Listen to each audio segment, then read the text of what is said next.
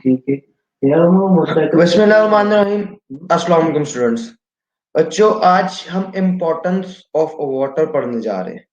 हम देखेंगे कि वाटर हमारी लाइफ के लिए कितना इम्पोर्टेंट है। तो बच्चे, वाटर को हम मीडियम ऑफ लाइफ भी कहते हैं। हमारे ब्रेन सेल्स में वाटर अबाउट 20% पाया जाता है, बल्कि सॉरी, बोन सेल में, और ब्रेन सेल में 85% तक वाटर पाया जाता है। वाटर देखिएगा हमारी बॉडी में किस किस जगह पे है। एंजाइम्स ने अगर काम करना है, वाटर एनवायरमेंट चाहिए।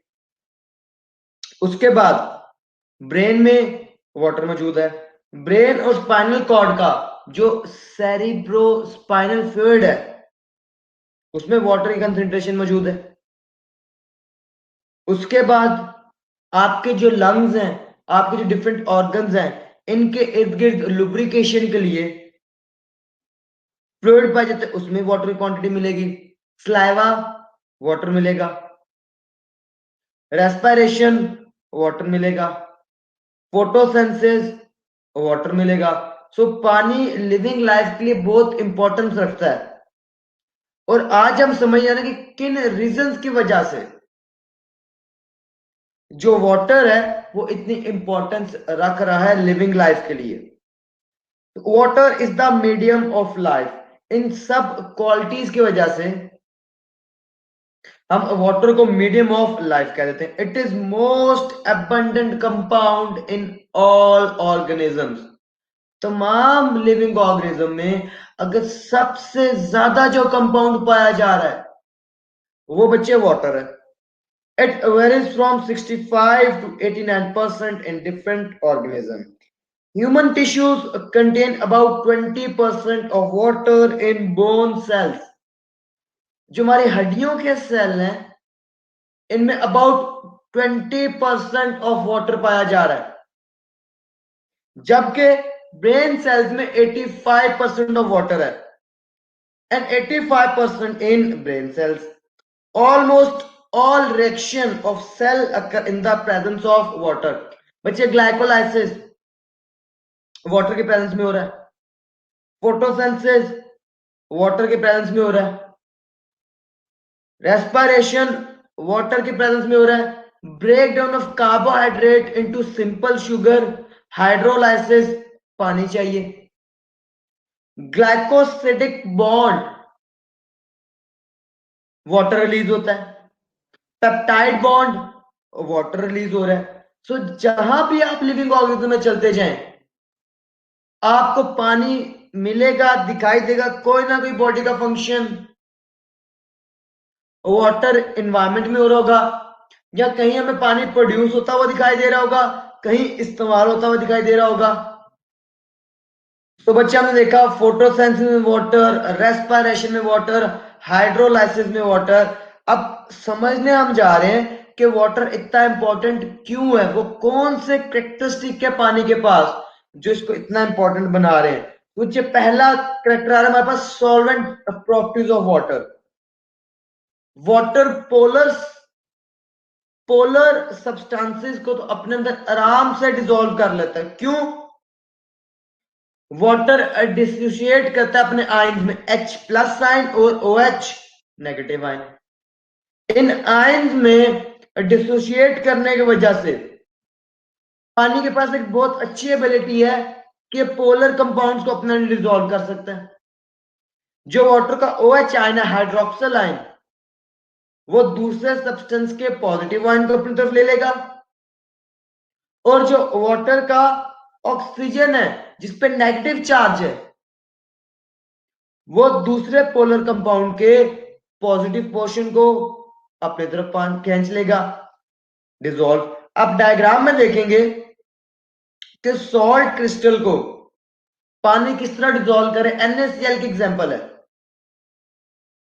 Na को पॉजिटिव है, वाटर की ऑक्सीजन वाली साइड घेराव में ले लेंगे और डिसॉल्व कर लेंगे, जबकि क्लोरीन नेगेटिव है, उसको वाटर में प्रेजेंट हाइड्रोजन प्लस आयंस अपने घेरे में ले लेंगे और डिसॉल्व कर लेंगे। तो ये बच्चे वाटर के सॉल्वेंट प्रॉपर्टी। और इसी सॉल्वेंट प्रॉपर्टी की वजह से हम वाटर को यूनिवर्सल सॉल्वेंट का नाम देते हैं।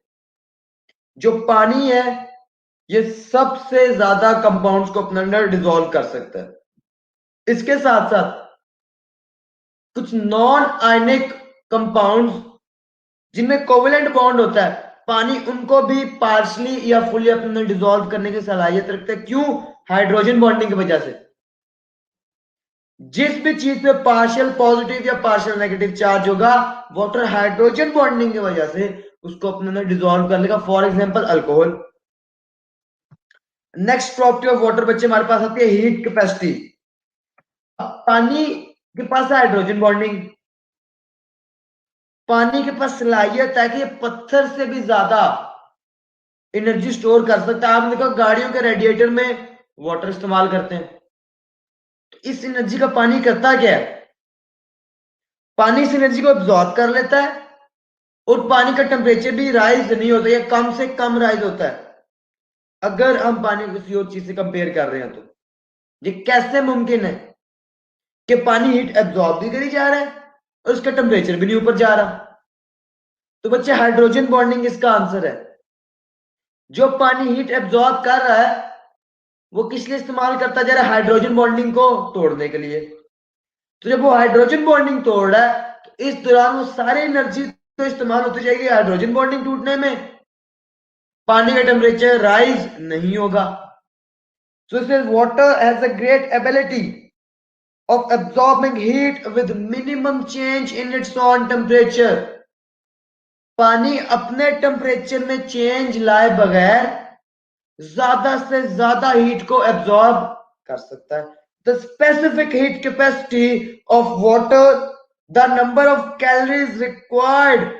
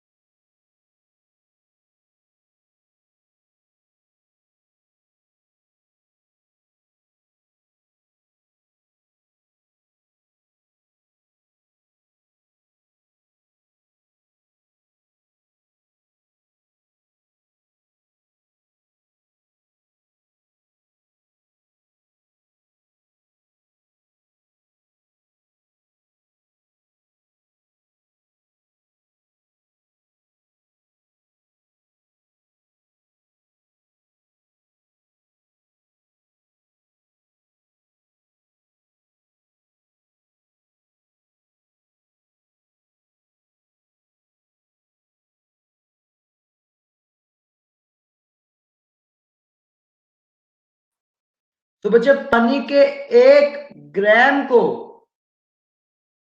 1 सेल्सियस टेम्परेचर बढ़ाने में जो एनर्जी इस्तेमाल हो रही है वो 1.0 है। ये बच्चे पत्थर से भी ज्यादा है। सो वाटर की हीट कैपेसिटी बहुत ज्यादा है। क्यों? क्योंकि वाटर उस एनर्जी को इस्तेमाल कर अपने हाइड्रोजन बॉन्डिंग को तोड़ने के लिए। और उसमें फायदा क्या? पानी का टेम्परेचर राइज नहीं होता या बहुत कम होता है। सो 1 ग्राम वाटर का अगर आपने 1 डिग्री सेल्सियस टेम्परेचर राइज करना है तो उसकी हीट कैपेसिटी क्या बचे हमारे पास? 1.0। This is because much of the energy is used to break the hydrogen bonds. उसके पीछे रीजन क्या है? जो एनर्जी वाटर एब्जॉर्ब कर रहा है असल में वो एनर्जी पानी किस चीज के लिए यूज कर रहा है? हाइड्रोजन बॉन्ड्स को तोड़ने के लिए। नेक्स्ट प्रॉपर्टी ऑफ वाटर बच्चे हमारे पास आ रही है हीट कैपेसिटी को कंटिन्यू है। नेक्स्ट स्लाइड में इसकी डायग्राम देख लीजिएगा। सो अगर पानी इतनी हीट को एब्जॉर्ब कर सकता है तो क्या वाटर वाटर टेम्परेचर स्टेबलाइजर के तौर पर नहीं इस्तेमाल हो सकता? जी बिल्कुल बच्चे, हो सकता है। So water thus works as a temperature stabilizer for organisms in environment and hence protect living material against sudden thermal changes. बच्चे ऐसे प्लांट्स जो कोल्ड एनवायरमेंट में रह रहे हैं, बर्फ वाले एरिया में रह रहे हैं, अगर उनका साइटोप्लाज्म जम गया, जैम हो गया, फ्रीज हो गया, तो लाइफ तो पॉसिबल नहीं है, उसके सेल्स की डेथ हो जाएगी। तो इस कंडीशन में वो अपने साइटोसोल को क्या करता है, सुपर कूल कर लेता है, उसमें आइस फॉर्मेशन नहीं होने देता। तो वो जो वाटर है वो एज अ टेम्परेचर स्टेबलाइजर भी इस्तेमाल होता है। क्यों? अचानक जो सडन हीट चेंज आएगा वो वाटर एनर्जी एब्जॉर्ब करता रहेगा और जो सेल है या जो लिविंग ऑर्गेनिज्म उसको नुकसान नहीं पहुंचेगा। जैसे इवेपोरेशन, बॉडी से हीट वाटर लेता है, अपने हाइड्रोजन बॉन्ड्स को तोड़ता है और इवेपोरेट कर देता है, पीछे कूलिंग इफेक्ट छोड़ जाता है। Moving to the next slide, which is next property of water, heat of vaporization। जब पानी को आपने लिक्विड से गैसियस स्टेट में कन्वर्ट करना है तब भी पानी को अच्छी खासी एनर्जी चाहिए। Water absorbs much heat at it changes from liquid through gas. Water जब लिक्विड स्टेट से गैसियस स्टेट में जाता है तब भी पानी अच्छी खासी एनर्जी को एब्जॉर्ब करता है। Heat of vaporisation is expressed as calories absorb per gram vaporise. मतलब कि 1 ग्राम ऑफ वाटर को लिक्विड स्टेट से गैसियस स्टेट में कन्वर्ट करने के लिए जो एनर्जी चाहिए उसको बच्चे हम नाम देते हैं हीट ऑफ वेपोराइजेशन का। पानी के 1 ग्राम को लिक्विड स्टेट से गैसियस स्टेट में कन्वर्ट करने के लिए जो एनर्जी रिक्वायर्ड है उस एनर्जी को बच्चे हम नाम क्या देते हैं, हीट ऑफ वेपोराइजेशन का।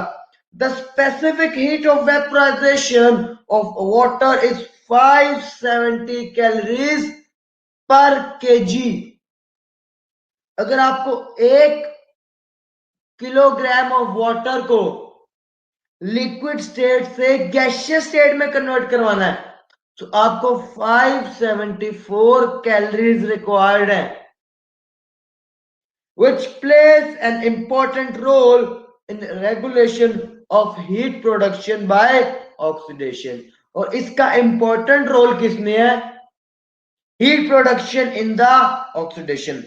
It also provides cooling effect to plants when water is transpired or to animals when water is evaporated।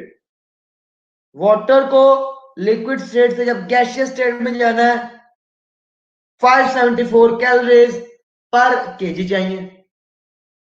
Evaporation या ट्रांसपायरेशन जब प्लांट से होती है तो वाटर के मॉलिक्यूल्स अपनी सराउंडिंग से, मतलब प्लांट की बॉडी से हीट को एब्जॉर्ब कर रहे होते हैं अपनी गैसियस स्टेट को चेंज करने के लिए, अपने आप को लिक्विड स्टेट से गैसियस स्टेट में लेके जाने के लिए। हीट एब्जॉर्ब की, गैसियस स्टेट में आए और इवेपोरेट हो गए, कूलिंग इफेक्ट क्रिएट कर गए। Similarly sweating in case of mammals, same process. क्या हो रहा है, वाटर लिक्विड स्टेट से गैसियस स्टेट में जा रहा है। इवेपोरेशन, ये बड़े मजे की बात करने जा रहा है कि अगर 1 लीटर पानी में से सिर्फ 2 ml पानी इवेपोरेट हुआ तो पिछले सारे पानी की जो 998 ml ऑफ वाटर बचा है उसका टेम्परेचर बच्चे 1 सेल्सियस तक डाउन करके जाएगा पानी। 2 ml वाटर सिर्फ इवेपोरेट हो रहा है आउट ऑफ 1 लीटर और वो हमारे पूरे बकाया 998 ml ऑफ वाटर का टेम्परेचर 1 सेल्सियस तक डाउन करके जा रहा है। तो इवेपोरेशन, कूलिंग इफेक्ट हुआ। Evaporation of only 2 ml of water out of 1 liter of water lowers the temperature of remaining 998 ml by 1 degree Celsius। 1 litre पानी में से अगर आप सिर्फ 2 ml ऑफ वाटर को इवेपोरेट करवा दें तो जो बकाया 998 ml ऑफ वाटर है उसका टेम्परेचर 1 सेल्सियस तक डाउन हो जाएगा, 1 सेल्सियस तक ड्रॉप हो जाएगा। नेक्स्ट चलते हैं बच्चे, आयनाइजेशन ऑफ वाटर। ये सॉल्वेंट प्रॉपर्टी से ही रिलेटेड है। The water molecules ionise to form H plus and OH negative ion. पानी का जो मॉलिक्यूल है ये अपने आप को आयनाइज करता है, किस लिए? H प्लस हाइड्रोजन आयन और हाइड्रोक्सिल आयन बनाने के लिए। This is a reversible reaction, मतलब कि H प्लस और OH आयन मिलकर वापस H2O वाटर भी बना सकते हैं। But an equilibrium is maintained at 25 degrees Celsius. The concentration of H positive ion and OH negative ion in pure water is same। और बच्चे प्योर वाटर का एट दैट टाइम जो pH होगा वो 7 होगा और इन आयंस की कंसंट्रेशन बच्चे 7 से लेके 10 मोल पर लीटर होगी in pure water, which is about 10 to 7 mole per liter. The H plus and OH ions affect and take part in many chemical reactions occurring in the cell. ये जो water का अपने ions में dissociate हो जाना है ये different chemical reaction करने में मदद करा within the cell, like glycolysis, respiration and photosynthesis. Next property बच्चे आ रही है हमारे पास, importance of water in protection. हमारे डिफरेंट इंपॉर्टेंट ऑर्गन्स को वाटर प्रोटेक्शन प्रोवाइड कर रहा है। Water is effective lubricant that provides protection against damage resulting from friction. अगर डिफरेंट ऑर्गन्स के दरमियान में water as a lubricant present नहीं है तो इसमें क्या होगा बच्चे कि हमारे ऑर्गन में फ्रिक्शन ज्यादा होगी, ज्यादा वियर एंड टियर, ज्यादा इंजरी का खतरा है।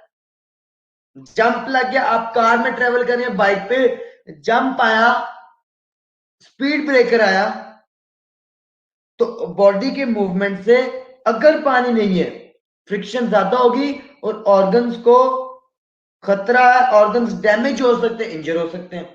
So water is effective lubricant that provides protection against damage resulting from friction. Friction की वजह से जो डैमेज हो सकता है हमारे ऑर्गन्स को, उससे प्रोटेक्शन कौन प्रोवाइड कर रहा है? Water. For example, tears provide the surface of eye from rubbing of eyelids. Tear protect surface of eye from rubbing of eyelids. जब आप अपनी आईलिड्स को रब कर रहे हैं तो आपकी आंखों का जो इंटीरियर पोर्शन है उसके ऊपर टीयर्स, ये टीयर्स लुब्रिकेशन प्रोवाइड कर रहे हैं, फ्रिक्शन को मिनिमम करना है आईलिड्स के दरमियान में और आंखें। Water also forms liquid cushion around organs that help to protect them from injury. पानी क्या कह रहा है? डिफरेंट ऑर्गन्स के इर्द गिर्द मौजूद है, लंग्स के इर्द गिर्द, ब्रेन, स्पाइनल कॉर्ड के इर्द गिर्द, स्टमक के इर्द गिर्द, लिवर, पेनक्रियास और किडनी के इर्द गिर्द भी है। कर क्या रहा है? प्रोटेक्शन प्रोवाइड कर रहा है, लुब्रिकेशन प्रोवाइड कर रहा है, फ्रिक्शन को मिनिमम से मिनिमम कर रहा है। तो बच्चे ये था आज का हमारा टॉपिक, उम्मीद करता हूं समझ आ गई होगी। इंशाल्लाह मिलते हैं कल एक नई उम्मीद के साथ, एक नए जज्बे के साथ। तब तक के लिए बच्चे अल्लाह हाफिज।